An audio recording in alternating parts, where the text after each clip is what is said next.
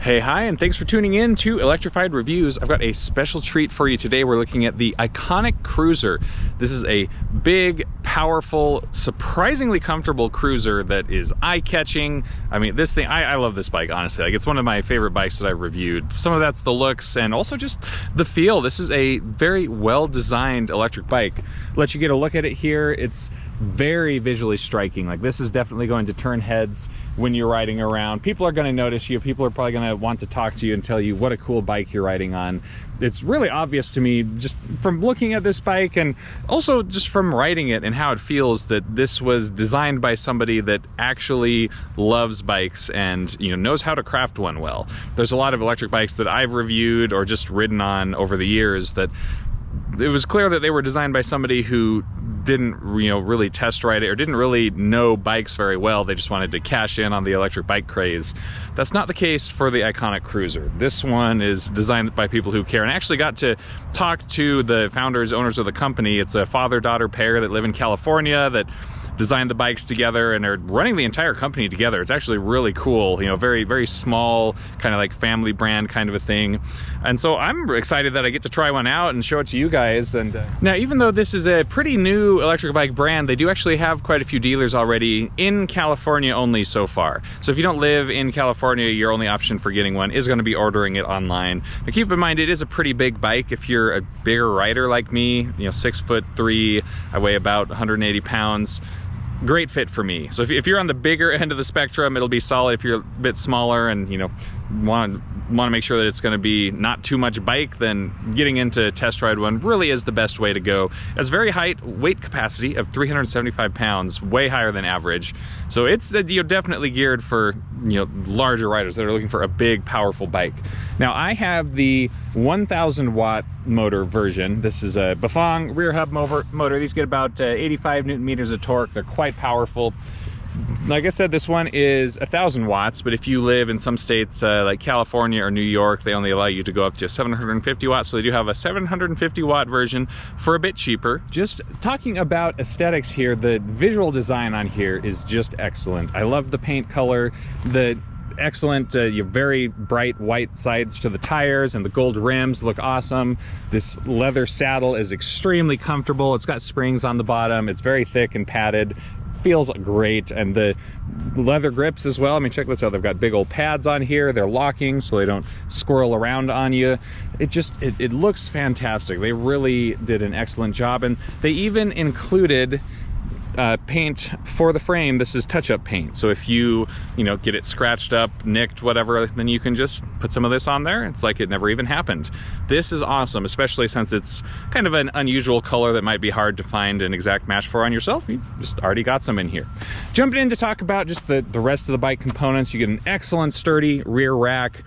This thing, I've put my backpack on it a couple times, works great. You can get about 55 pounds weight limit on there. And these tires really are awesome. I love V tires. They have incredible performance. These are the Zigzags multi-purpose compound, designed more for street riding, but they can handle some light trails. And they're just fantastic. They're tubeless ready. They're definitely a step up from the typical, kind of Kenda tires and such that we typically see on fat tire bikes. These are definitely a step up in terms of quality. We've got hydraulic disc brakes from Tektro, 180 millimeter rotors on the front and in the rear with motor inhibitors. These are excellent brakes, some of the better ones out there. So again, very, very good stuff on here. We've got a step up in terms of quality for the gearing system too. So it's a Shimano Altus. If you're not familiar with Shimano derailleurs, Tourney is sort of their entry level, worst quality, if you will. Altus is a step up from that. We've also got trigger shifters up here on the right grip. Those are the Altus trigger shifters. So again, to me, that's a lot better than like a twist shifter or the SIS index thumb shifter. I just have never really liked either of those. The trigger shifters feel a lot more satisfying and perform better, I think. And it was all tuned and lined up perfectly out of the box. Did not have to tune the brakes or the derailleur. It was just ready to go. There is integrated lighting here as well, and it's so smoothly integrated. I mean, just look at the cabling on here. You can hardly even see it at all. It's very, well contained inside the frame, very well managed. The cabling up here is a little messy, but that's on me. I had to mount the headlight and do that, and I could pretty easily kind of secure it down and out of the way. I just haven't gotten around to that yet. These lights are very powerful. I mean, look at this huge motorcycle style headlight. When we fire up the display here, it's got both high and low beam options. So this is the low beam, and this is more about just, making sure that people can see you. It's got a nice bright ring and line across the center, and then you can push this button on the control here, and then it will turn on the bright. And we're, on a very sunny day out here, so we can't really demonstrate its full power, but it is great. I mean, no problem seeing riding at night. And what also helps with that is that the rear light back here has brake light activation and turn signals. So when you squeeze on the brakes, it'll kick on that brake light, and then you can activate the turn signals from the left grip right here. Great safety feature. I really wish that this was standard on all electric bikes, honestly, and more of them are starting to include it, but still, I get a lot for reviews that don't have that, which I think is really a necessity if you want to ride at night, especially on busier city streets. Now, while this iconic cruiser gets quite a bit of comfort just from the saddle and also from the tires, when you've got big 4-inch tires like this, there's such a high volume of air in there. They provide quite a lot of cushion, but we've also got a suspension fork, and this isn't just some, bottom of the barrel, no name suspension fork. This is an X-Show fork, 100 millimeters of travel. It's adjustable for preload and compression. This thing's awesome. Performs really well, even if you're doing some bumpier roads or trails. It's going to smooth those right out. I love the triple clamp design, which is what they call when you have this, wider fork. It's even got the bump stops in here. So that's these right here. These are called bump stops. Now, a triple clamp fork and bump stops you see more often on motorcycles, but I have seen them on some electric bikes. The bump stops help when you're turning so that the fork is not going to damage or scratch the frame, and also kind of helps those cables by preventing it from swinging too far. Just boom, gives it a little bit of cushion right there. The kickstand is also positioned perfectly, mounted near the back of the frame. Now this is good on bikes that have a rear rack, just because it helps it to stay more balanced. So if you have it parked on the kickstand while you've got cargo on the rear rack, then it's not going to be rocking around and balancing strangely. And it's also nice because then you can cycle the cranks backwards even while the kickstand is down. This is nice if you're just doing any kind of chain maintenance, maybe tuning your derailleur, then you don't have to worry about the kickstand getting in the way, getting what's called like pedal lock, when the pedals lock back against the kickstand. So again, just lots of these little design touches on the iconic cruiser that tell me like, hey, this was designed by somebody that knows what they're doing, that was really passionate about the finished product. Get a closer look at the cockpit here from seated on the bike. It's very like upright, relaxed, very comfortable seating position. Great cockpit layout. All of the controls are very easy to reach from the grips without having to move your hands around. You got your trigger shifters on the right. The thumb throttle's also on the right, and it's positioned just a little bit higher up than usual, which I first thought was kind of weird, but you get used to it really fast. It's very easy to hit with your thumb right there, and it allows you to have both that and the shifters on one side. So I think that's a good move. Your control pad for everything else is over here on the right grip, and once you have the bike turned on, then really all that you're going to have to be hitting is maybe your plus and minus to change your pedal assist levels. You got your turn signals, and even though this looks like a horn, that is for activating the bright beam on the light, going from standard to bright beam. No horn, unfortunately. That would be nice. I'm also impressed with the design for the battery and just how it's mounted into the frame. So it is mounted in the down tube, which is the best place to do it. You get a nice low center of gravity, helps with balance and stability on the bike. The charging port is on the other side of the bike, and it is positioned high up on the frame. Again, this is the best place to put it for a battery mounted like this. If you have the charging port mounted down here on the bottom, then the cranks can run into it. So if you have to move the bike around while you're charging it, it's very easy to damage either your charger or maybe the port, which would be even worse. So this is the way to do it. Kudos to them. And coming back around over here, it's also got a two-step release for getting the battery out, which again is the best way to do it. You have to turn the key to unlock it for release, and then there's a lever right here that you pull to actually drop it out of the frame. It's a little tricky to do with one hand. There we go. That two-stage mechanism is good just because it prevents you from, accidentally dropping out the battery when you're not ready for it. You have to be trying to get it out. There is the battery. I didn't actually weigh it separately, but it feels like around 10 pounds or so. Excellent quality Samsung 35E cells in here, which again is another bonus point. There's a lot of electric bikes that don't tell you what kind of cells they're using in there, so you don't know what kind of quality you're getting. Samsung has some of the best ones in the business. Now this is a 48 volt, 17.5 amp hour battery, which means 840 watt hours, which is pretty high capacity. Now, if you want to know like what kind of range you can expect out of this bike, it's probably going to have more range than you have as a rider. I took it out for a range test yesterday. I did 25 miles on it, still had 65% remaining on the battery, and I was riding fairly hard, like up, you know, levels 3 to maybe all the way up to 5 in pedal assist, going up and down some hills in the foothills around Horsetooth. Still had 60% battery left, and I was, you know, done riding for the day. I was getting sore. All right, so we are going to take it for a spin now. As you can see, it's just very upright. Like it's such a relaxed seating position. Super comfortable. I've got the display fired up here. You just hold down the power button to turn it on, which pretty intuitive. We're in the shade now so that you can see what the display looks like. Really one of my gripes with this display is that it's not very visible in bright light. Once you get into direct sunlight, it's hard to see, and if you're wearing sunglasses, you know, forget about it. You're probably not going to see it at all. But, you know, fortunately the bike's designed well, so you probably don't need to be looking at the display a whole bunch as you're riding it. So now that we've got it fired on, it's in level 3 pedal assist right now. You can adjust that with a plus and minus right here. I'm gonna put it actually all the way down to 0 and just ride it like a bike to start off, just to kind of, you know, see how it feels. This is, you know, nice to know if you're you know, if you do somehow manage to run the battery out all the way, or even if you just, you know, God forbid, had an electrical problem so that you couldn't use the motor, you'd be stuck riding it like a bike. So I'm all the way down in first gear. Still a pretty slow pedal cadence. You know, I'm going about 7 miles per hour. This would not be a fun bike to have to pedal up any steep hills without having the motor to assist you. It's big, it's heavy, you know, it weighs almost 90 pounds, and it is a basic freewheel on the back, a 14 to 28 tooth, so you don't have very good gearing ratio just for, you know, pedaling uphill, doing a lot of work.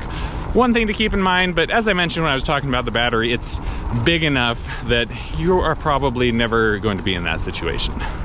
Okay, we're gonna bump it on up to level 1 on pedal assist, and even just on level 1, the lowest level, it's pretty peppy. I mean, we just passed 15 miles per hour and we're going uphill right now. But this thing has a lot of power, especially with the 1000 watt variant, which is what we're on right now. Incredibly stable, well-designed frame. I mean, it's maybe the easiest bike I've ever ridden on for riding no-handed. Like it just keeps itself upright and stable. It's awesome. It feels great, even, you know, going around turns like we are now. Now, when you're riding in assist level 1 like this, you could probably pretty easily get 60 to 80 miles of range out of it. And if you don't have too steep of hills where you ride, this will be enough for a lot of things, honestly. Like, I'm surprised at how peppy level 1 feels compared to most bikes, and you can go all the way up to level 5 to get some real juice. Something to note about the electronics configuration of the Iconic Cruiser is that the throttle power is linked to pedal assist power. This is different on a lot of electric bikes. For some electric bikes, you get full power assist regardless of pedal assist level. So you could be in pedal assist level 1, and then as soon as you hit the throttle, you get a ton of power. Now that's the configuration I like the best, because you can, you know, use the throttle to accelerate out of the way of danger, or, you know, to beat a light or something like that. But on the Iconic Cruiser, it's configured differently, where the pedal assist and throttle are linked, which means if we're in pedal assist level 1 and we hit the throttle, we get a little bit of juice, but not a lot. And then if we bump the assist level up, pedal assist level all the way up to level 5 and then hit the throttle, it takes off. Insanely powerful. And I mean, we already hit 28 miles per hour in just a few seconds there. So a lot of get up and go in level 5, but it is important to remember that if you've got your pedal assist all the way down to 1, your throttle's going to be pretty tame. Now that's honestly probably a good idea for this bike, just because of how powerful the motor is on the 1000 watt version. You know, you don't want to be surprised by that sudden acceleration. If you're, you know, in pedal assist level 1, you hit the throttle and it just takes off. That could be a little overwhelming or even dangerous depending on the situation. So I think it's a good setup here. While we're in the shade, we'll take a closer look at the display here. It shows all the basic stuff you'd expect from most electric bike displays. You can see your trip information, your overall, your total odometer, etc. You can press the little I button on here to change the readout. You can see my max speed is 40.8 miles per hour. And on that note, actually, this bike felt incredibly good and stable, even going, almost 41 miles per hour. This was when I was riding up near Horsetooth Reservoir up in the mountains. Felt fantastic. It's an incredibly sturdy, well-designed frame. The triple clamp fork up here definitely helps with the stability. Having the big fat tires, this thing feels amazingly safe at speed. Back to the display, if we hit the I here again, we can see average information. Average is 7.6 miles per hour for the current ride or power cycle, I believe. We hit I again, we can see the time. I think that's the total time ridden, actually, 214 minutes, that sounds right.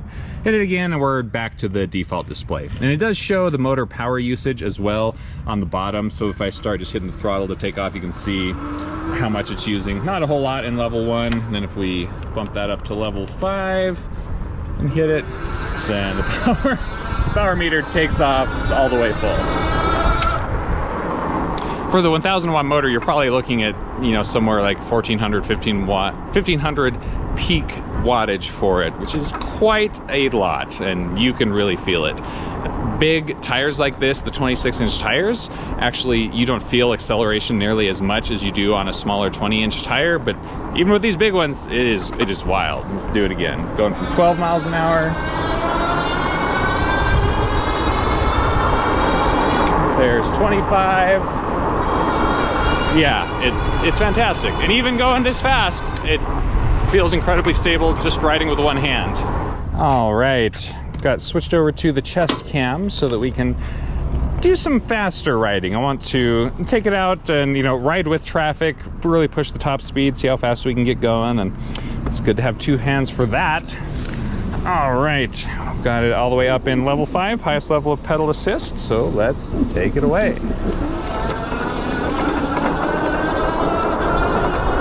Very powerful acceleration, even up this hill. We're gonna go onto a 30 mile per hour speed limit street here and just see how well we can keep up.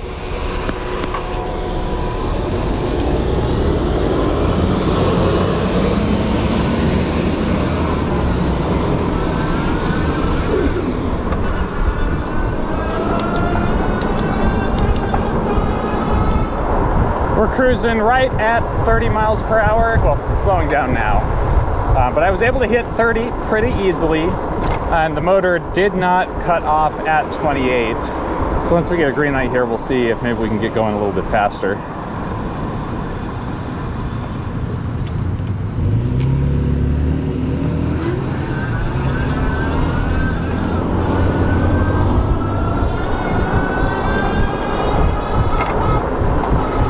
No problem keeping up with traffic as we're accelerating. We are flying now.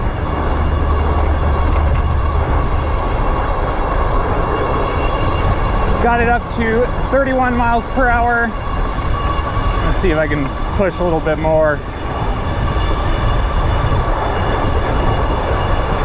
Yeah, 31 and a half seems to be about the max here.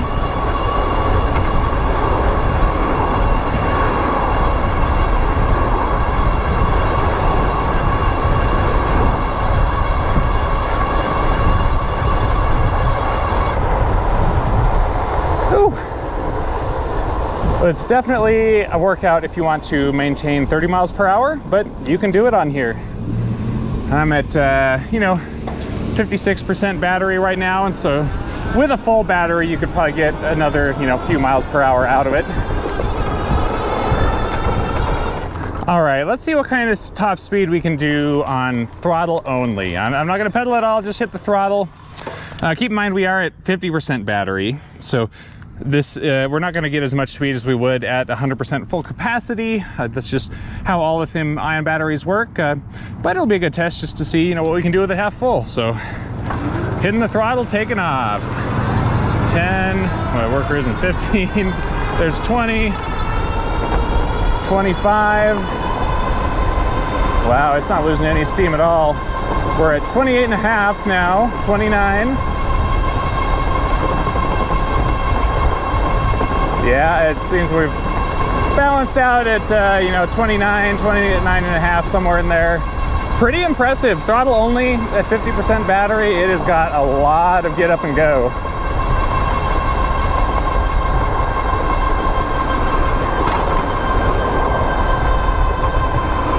All right, while we're cruising at, 30-ish here, we'll see how the brakes can do. Oh, fantastic. Great stopping power. Didn't even skid the tires at all. That felt solid.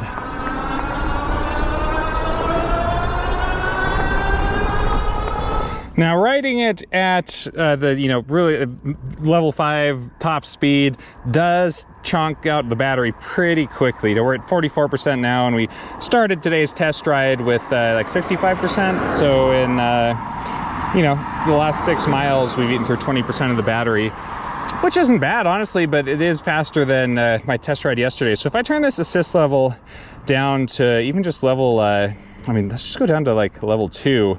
This is something I really like about this bike, is that even in these lower assist levels, you still get plenty of oomph. So I'm just gonna start off riding in level 2. Now the assist is not nearly as drastic, I'm not accelerating at an insane pace, but we're picking up speed and I am not pedaling hard. I'm not doing very much work. We're already at 20 miles per hour. Now we're up to 25, and I'm not really putting a whole lot of effort in. So, at assist level 2, it's easy to maintain these high levels of speed, ride for a long ways, get some exercise, but, don't exhaust yourself, and then you can get massive range out of this bike easily. Now, the pedal assist sensor on the Iconic Cruiser is a cadence sensor, which means it activates just by measuring rotations of the pedals going around. Now, torque sensors are kind of all the rage these days. Torque sensors respond to the amount of pressure that you put on the pedals, feels more responsive, activates quicker. It's kind of better for fitness because you have to do more work to get the bike to go. But honestly, for a cruiser, I really prefer a cadence sensor like the Iconic Cruiser has. And this is because with a cruiser geometry, you can't really extend your legs all the way. This is about as straight as my legs can get when I have them all the way down. And I could raise the seat up higher, but I want this nice relaxed cruiser seating position. And so I don't want to be pushing hard on the pedals. It's going to hurt my knees. So cadence sensor, it's a good fit. Now there is a delay with starting and stopping the motor when you pedal. I'll show you that delay here. So when I start to pedal, there's, you got to go a couple cranks around before the motor kicks in. And when you stop pedaling, it keeps pushing with the motor for a little bit longer.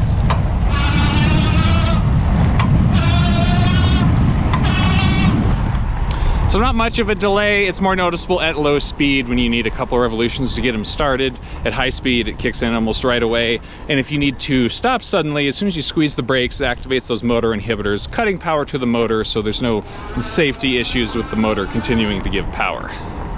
Alrighty, my friends, that is a wrap for the Iconic Cruiser. Kudos to the Iconic team for designing such an incredible electric cruiser. This thing has been an absolute blast to ride. I can really see the passion and attention to detail that they put into it. If you're in the market for a big, powerful, eye-catching cruiser electric bike, definitely check it out. If you have questions or comments about this review, leave those down in the comments section. You can also look in the written description for this video and find a link to the full written review back on our website, electrifiedreviews.com. We have even more details. We have all the specs. We have high quality photos. You can join in the comments there too and connect with other riders. So, give it a check out and, ride safe out there. I'll see you guys in the next video.